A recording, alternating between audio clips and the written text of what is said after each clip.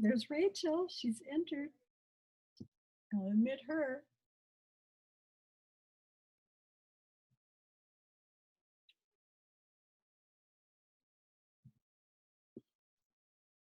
Oh, there she is.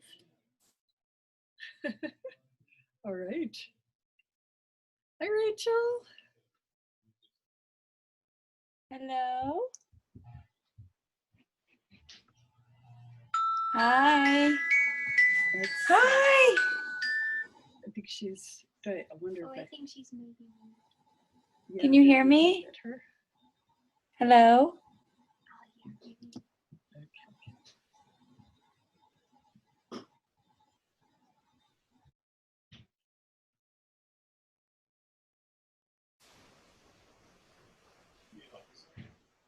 Hi.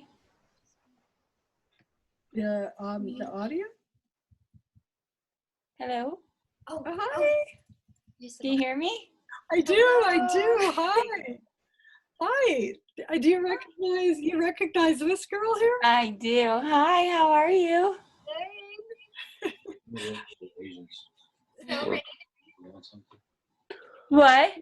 so ready to drink some tea. Yay. Spicy noodles. I'll just Really spicy one? I'll just introduce you briefly, Rachel, and then let it begin, and admit all the others and mention that they should be muted until the end, where they can ask questions, and I'll unmute it. And I am recording this. I'm going to put it on our website with all your information. Like, what I'll do is, put your website on. Add some text and show it again. Perfect. Sounds great. Okay. Well, let's see. I guess I'll admit some other people. And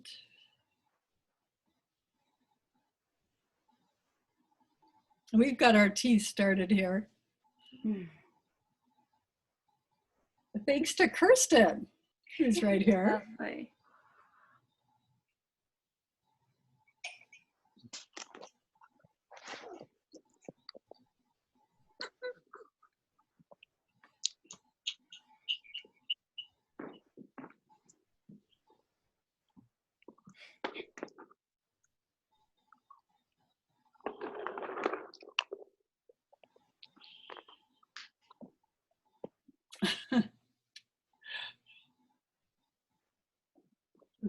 We'll give it a minute or two, and I'll just keep admitting people as they show up.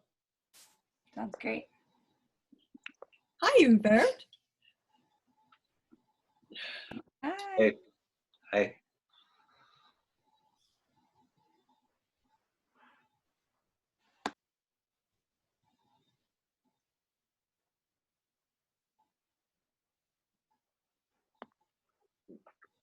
All right.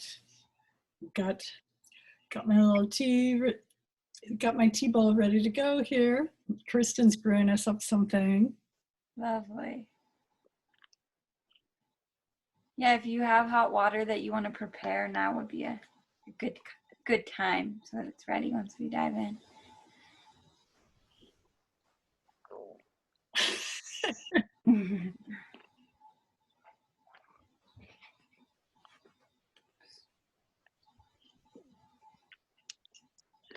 I had quite a few people interested in, so I hope but at least they'll see a recording. They don't show up today. Yeah. How is it in Colorado today? It's so beautiful. It's just sunny and so nice. Although I've been wanting a rainy day just so we can be inside. Because it's nice that you just feel like you need to be doing things. We live on a little over an acre and we're building a greenhouse, and we just have like a lot of outdoor projects, and so you're always on if the sun's out. But we're both like craving some rain. Ah. Great. Hi, welcome. Hi, Courtney. Hi. I'm at work. Yeah, I see that. So am I. Courtney's a supervisor at Waunakee Public Library, Oh, for awesome. adult services. So, yeah, Amazing. pretty excited about this. Exactly. As am I. All right. I've got a few other people I'm admitting here. In a couple more, maybe in another minute or so, I think I'll introduce you and get you started here. Perfect. You Hey, can- Gay. Hi. Hi, welcome. Welcome. I wasn't thinking this was a Zoom thing. So I still have my nephew sleeping behind me because, With his eyes open yet. yes, well, his son is being born today and it's taking a long time. So that is why I had him up from yesterday morning. Oh, so you're not in Waunakee. No, I am. Oh, It's just, yeah, nope, it's been like days. Anyway, yeah. Oh, pretty exciting. Good time for a tea ceremony and meditation then. it is, but I'm Yeah. going to change it. That's more fitting. All right. Well, I think we can start in here.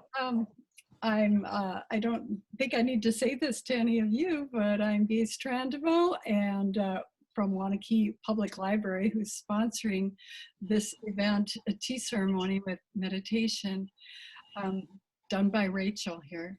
And I'll let her talk about her journey to this and describe everything she's doing. I suggest that we all mute ourselves, and at the end there'll be time for Rachel will designate the time for people to be able to ask her questions. The reason I want it muted is it will be recorded. So, and I will put it on our website for future viewing, much like the quarantine cocktails, which have been very popular. So, let's see. And all right, Rachel, would you like to take it from here? Yeah, thank you so much for having me, and thank you all for joining. I feel so honored and so grateful to be here, and tea is my greatest joy in the world, so it's such an honor to be able to share it, and that you all have chosen to show up to learn about this practice is really such a special thing. I've found this practice to be so helpful during this time of quarantine, and allowing myself to begin each day with such a grounding practice and a time of great uncertainty that we're all kind of experiencing. So it feels like such a blessing to be able to share this with you all, and hopefully you can leave here feeling like you have some tools to add to your toolbox to feel grounded and empowered to move through your day, your week. Hopefully it's not many months, but as long as this lasts, and hopefully beyond that. And so I'll kind of share a little bit about my background, and then we'll go into talking about how to practice this tradition, which is leaves in a bowl. It's the oldest tradition and brewing style. It's the most simple, you can say, but in simplicity is such profound wisdom. And then we'll sit for about 25 minutes in meditation with tea once we've kind of dove into that practice. So a little bit about me. I am based in Nederland, Colorado, which is about 30 minutes outside of Boulder, up in the mountains. I moved here from New York City, which is where I got introduced to this practice. I was actually a fashion stylist and was going on the grind and the hustle of living, and just became very aware of my environmental footprint. And then that kind of led me down this whole like mindfulness journey. And through that journey, I just really struggled with a meditation practice. Everyone was like, meditation is so helpful. It's so good for you. But I never really fully experienced what people were talking about when they said that. And then I was working for this woman in the city, and she wanted to bring tea to this space. And I sat for my first tea ceremony, and I was like, it was like a light bulb went off. I was like, this is the aha moment of realization that like, this is what people talk about, what meditation is supposed to be like. It's very present, calming energy that is cultivated.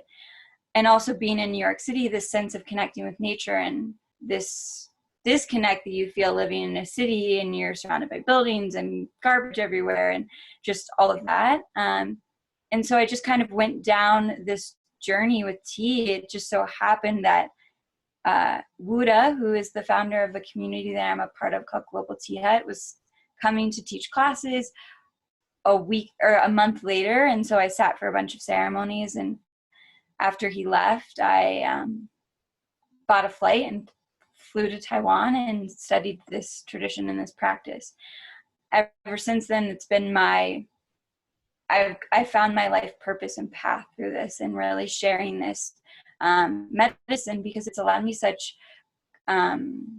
what is the word I'm looking for? Just such inner peace that I think we all kind of need, especially in this time that we're in presently, and really a connection to nature.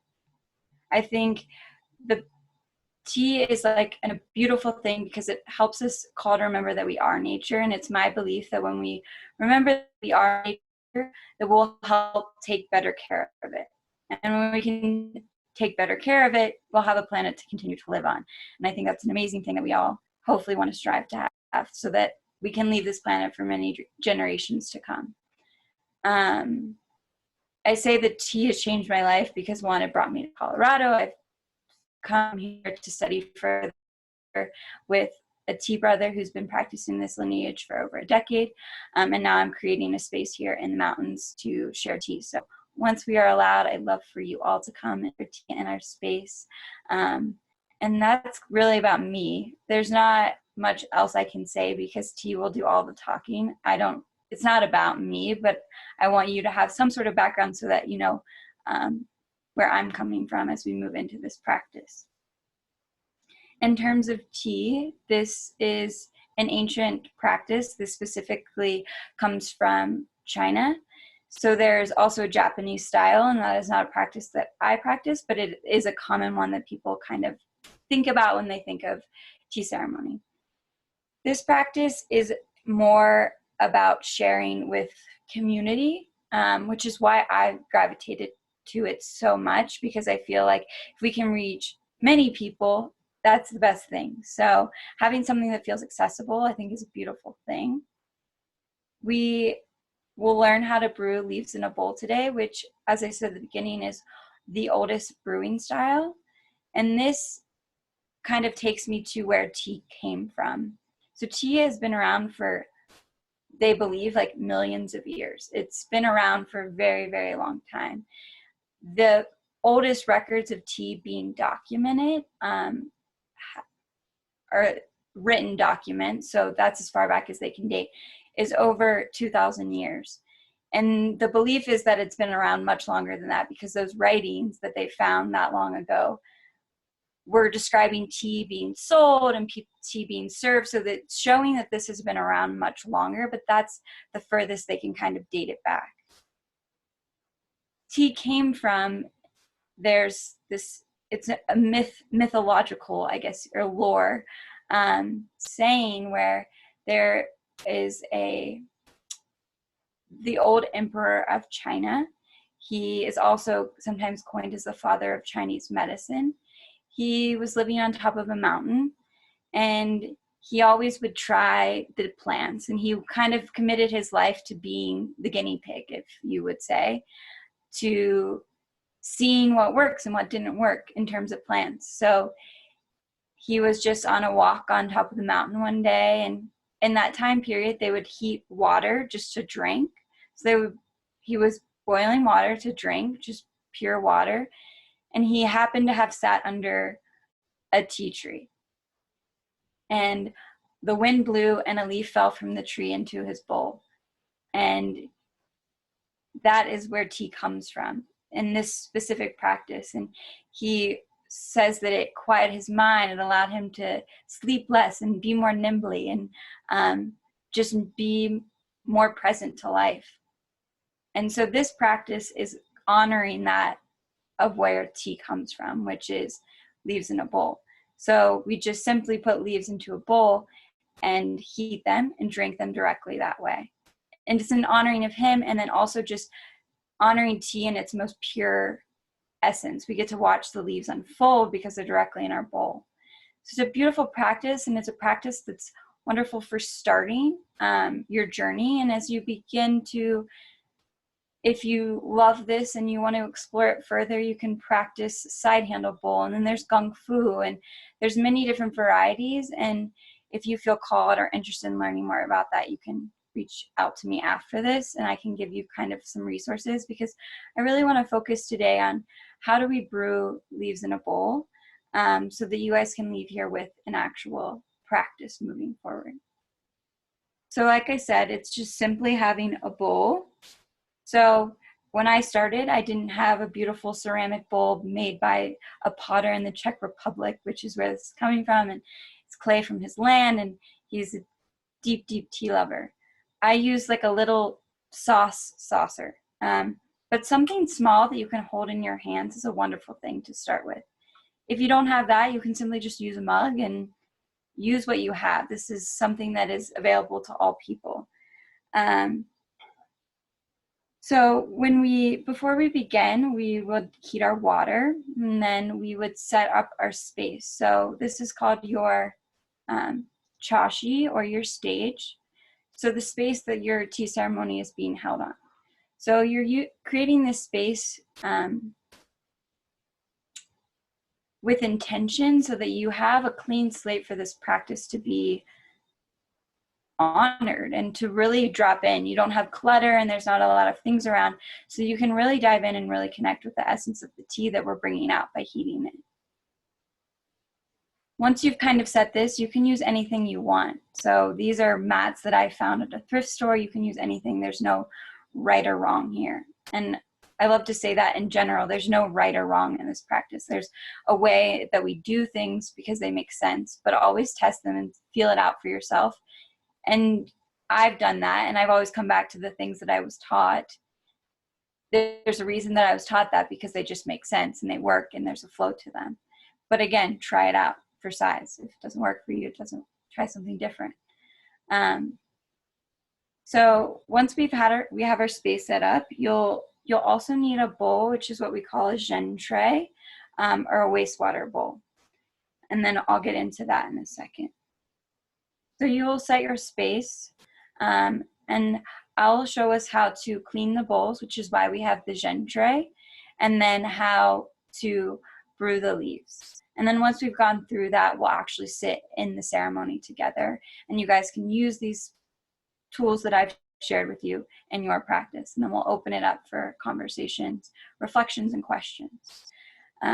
So I'm going to actually bring the camera a little closer so I can show you guys what it looks like, and then we'll dive into the ceremony.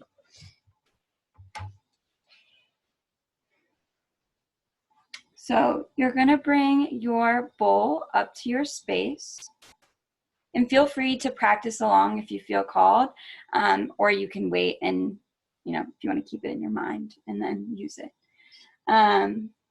So you'll bring your kettle. Your kettle is always going to go into your non-dominant hand. So we always want to find this balance between things. So if you're right-handed, you're going to want it on your left hand, up, vice versa. And this is also important because we never want to cross the center of the chashi. So think of the center of your tea space, and your right hand should never go over the left side, and your left hand should never go over the other side. This is just a sign of respect, especially if you're serving other people. You wouldn't want to have your back turned to them because you're doing this the whole time, or vice versa. So it's a sign of respect for your guest, which is also why we clean the bowl. So we clean the bowls at the beginning of every ceremony as a sign of respect for our guest, that their bowl is already clean before they arrive, but we want them to see that their bowl is being cleaned for them. And also on a practical level, we're cleaning the bowl and we're heating it. So we would take the kettle, and you're going to pour it. You're going to want to hit this side wall. either side, depending on which side your kettle is on. And once you hit that, you'll kind of hit it and then like thrust the throttle, we like to say, so that it spins. You'll fill it about like that much, not very much, just enough to fully clean the bowl.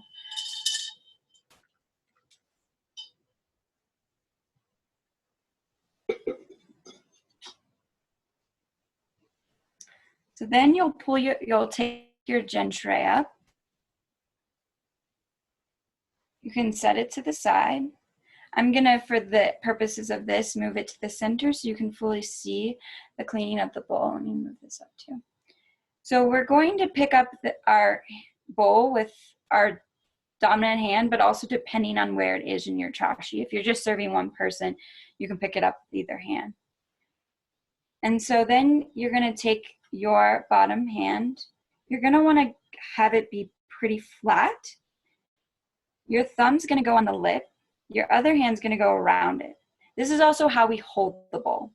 And I'll come to this once we've brewed the leaves of how to hold the bowl. So then you'll take your bowl over your other bowl, your gin tray. You're gonna tilt the bowl at a 45-degree angle. Then you're gonna turn the bowl towards yourself, which is also a sign that you are taking in anything that your guests have brought in with them. You're taking it in and purifying it. So you're spinning it towards yourself.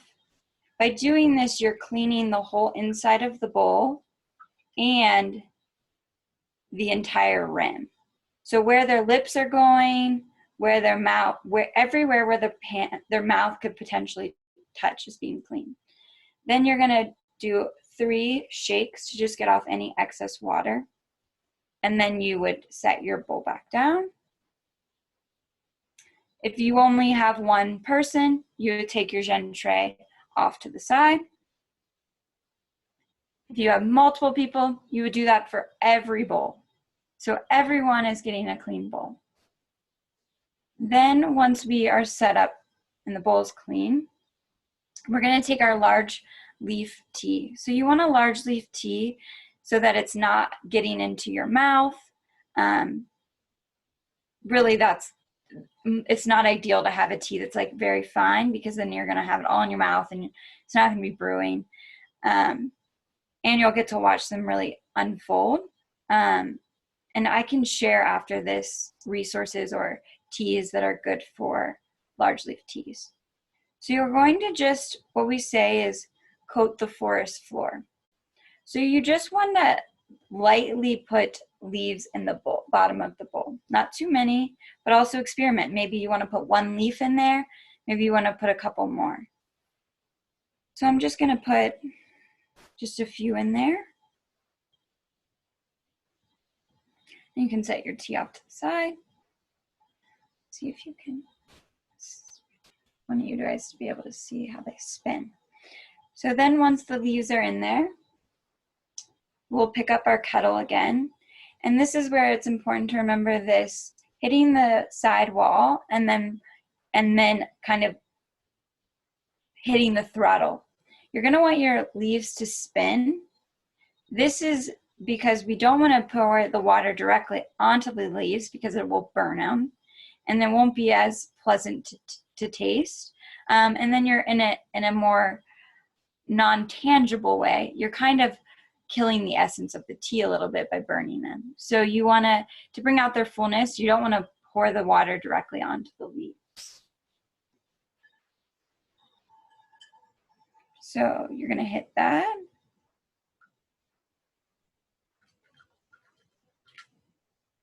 And they're going to spin, as you can see. And then once you've poured them in there, there's no wait time. You can pick the bowl up right away and drink it. And then that's the ceremony. So once you've done, you'd set the bowl back down and you'll continue to brew those same leaves. The color will get lighter, the taste of it will get fainter, but there's still, the practice is there. You can brew as many bowls as you want. I sit usually and drink 2 kettles a day in the morning. So there's no There's no limit. You could sit for as long as you want with as many bowls. We say sit for at least 3 bowls, and every day, and see what happens. Maybe take a week after this and sit every day for 3 bowls and see what happens. I'm gonna move this back.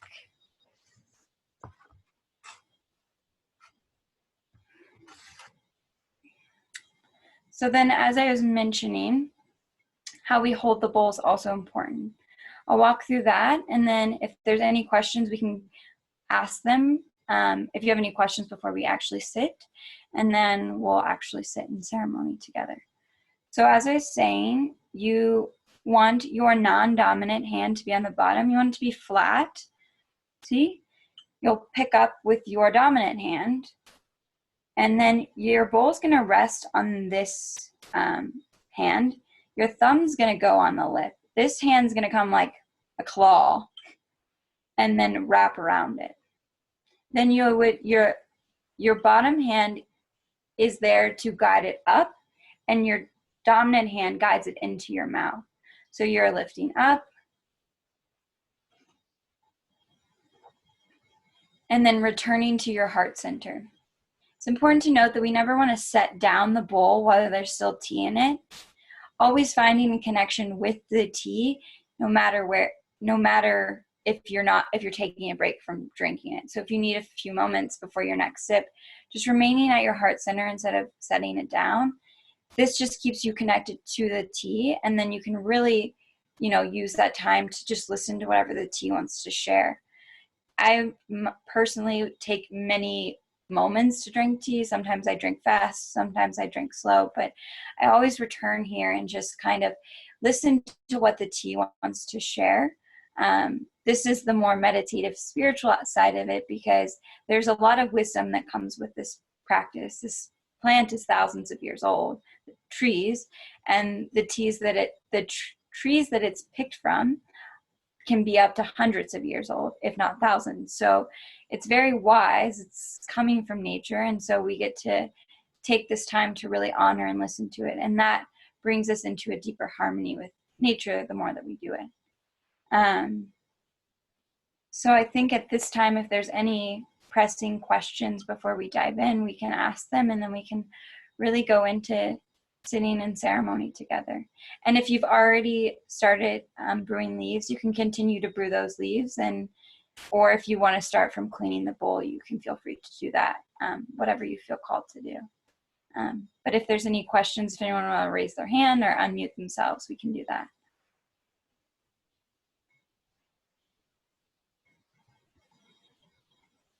Okay. I don't think there's any questions, so we can go ahead and dive in. I believe you guys all saw that there's a link for a playlist if you feel called to put on some music. I will leave my sound on so you can hear the water and those sounds, but we'll take the next 25 minutes or so, and this is your space to just be. Again, there's absolutely no right or wrong. And then once we're done, we'll open it back up for questions and reflections. Thank you all, and enjoy this space that you're being given to just be.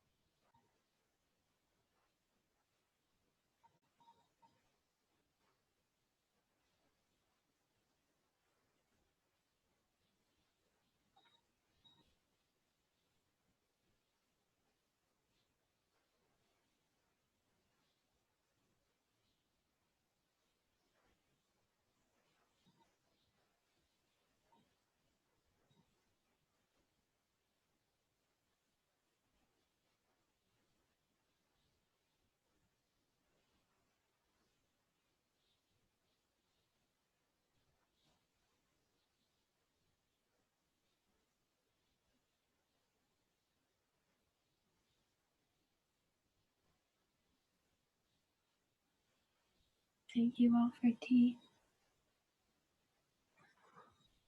We can open up this space if anyone wants to share any reflections or has questions.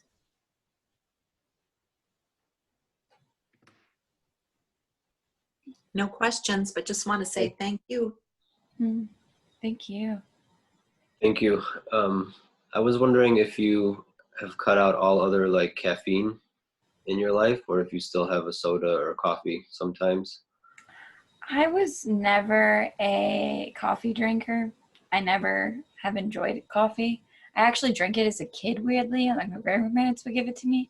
But I don't drink any other caffeine. This is all that this and water is all that I drink. Cool. Occasionally a kombucha if I'm feeling wild. One thing that came up while we were sitting that I realized I failed to mention is the tea that we drink is really important. So what we drink is what we call living tea. So it's more than organic. There's no herbicides or pesticides. The tea trees are seed propagated, so they're not graft, so they're not all the same tree because each seed's going to be different. So you're getting that uniqueness that comes from being seed propagated.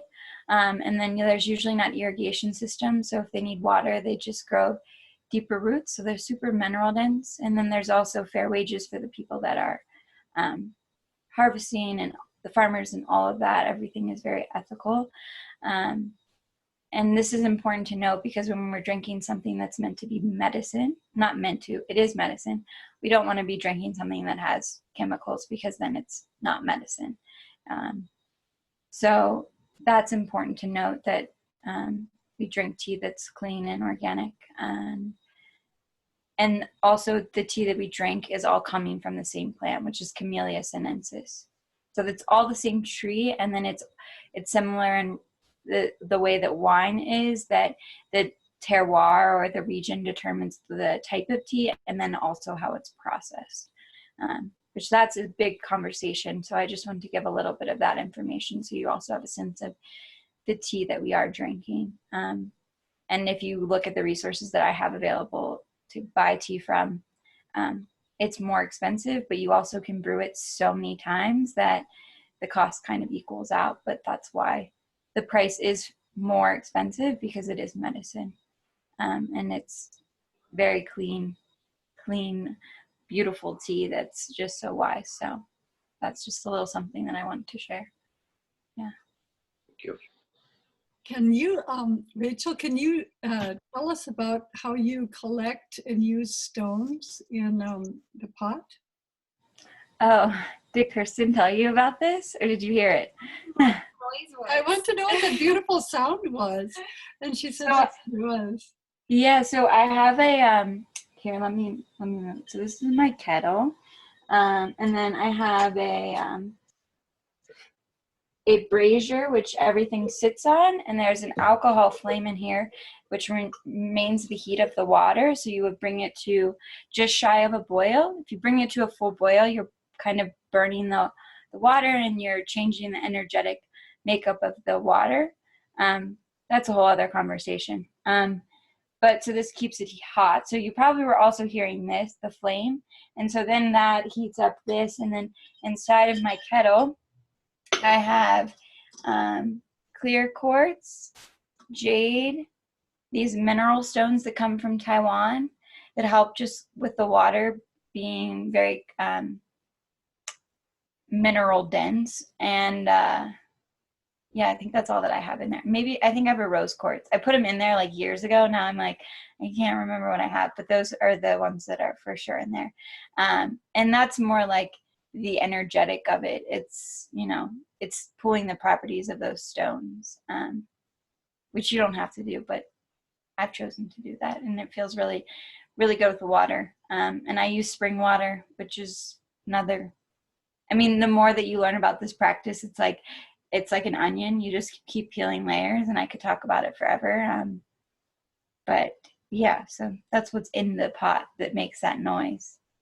When you're heating it up, I can tell when it's almost to a boil because I know what the stones sound like now. when they're at that level, which is helpful when you're serving bigger groups, that you can just listen and know, or even just yourself, you can just listen. I could be sitting in meditation waiting, and I don't have to be looking. I can hear when it's ready, which is a practice and an art form in of itself. And it just takes sitting for a lot of tea to get to that place. Yeah. Thanks. Yeah. Any other questions or even reflections that want to be shared? Do you ever use fresh leaves to make tea? So all tea comes from China, Taiwan, Malaysia. So it'd be very hard for me to drink fresh tea unless I'm in those places. You can actually like eat the leaves. They taste amazing. They'd be like an incredible salad. But the closest that you could get would be green tea, because it's like the least oxidized. So they just kind of arrest oxidation just so they aren't continuing to oxidize. And those are like the closest you can get to like fresh tea.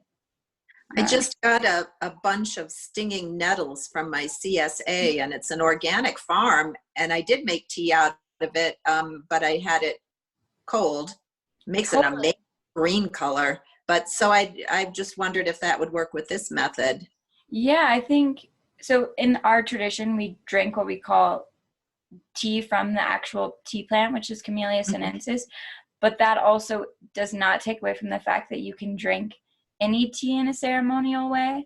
I think it's a beautiful thing if you can take 20 minutes to just sit and like really drink your tea. That's also a beautiful practice, and that can be what this is too. So I think that's a beautiful thing. You can most definitely do that. I drink herbs every day. So non-related to tea, I drink nettles and tulsi every day. So, and that's just like what I drink is like my water really. So I think you can most definitely do that. And if that's what you have available, then what a beautiful thing to be able to take time and connect with a plant, especially something that's local to you. Yeah. Mm-hmm. Mm.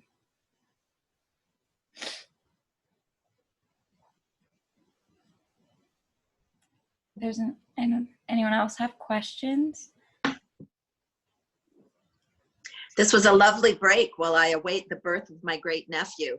So Oh, I'll have to go and check and see if that kid is here yet, because it's been about 4 days of labor. oh man. Perfect. Oh, wow. I know, it's starting and stopping and starting and stopping, but now they've moved to the hospital and it's going. So That's exciting. it is very exciting, and I really needed this break. But I'm going to sign off so I can check in and see if he's here. Thank you so much. Thank you. Have a beautiful day. Thank you. You too. Thanks. Thanks so much. Where can I find the resources? Yeah, so I believe that you'll be posting them, correct? Right. Yes, I will be, this is recorded. This has been recorded. And when I put it up on our website and Facebook page, I'm going to add those things as text. So Yeah. the ones that were given to me by Rachel, and also Kirsten is going to give me the living tea Yeah. information as well. So Yeah, I can share a few more resources with you that'll be helpful. And then I'm starting to teach classes serving tea, which is a huge exciting thing for me. So if you feel called to really deepen your practice, that's something. If you're interested, if you want to include my email, you can reach out that way and we can talk. And then otherwise I serve tea usually once a week on my Instagram live. So that's also something that's available if you just want the space held for you to sit and be. It's not so much a teaching, but just the space being held for you. Thank you. Yeah, of course. Thank you for joining. Great meeting you. Good meeting you. Thank you, everyone. Bye, Court. all right. Thank you. Mm.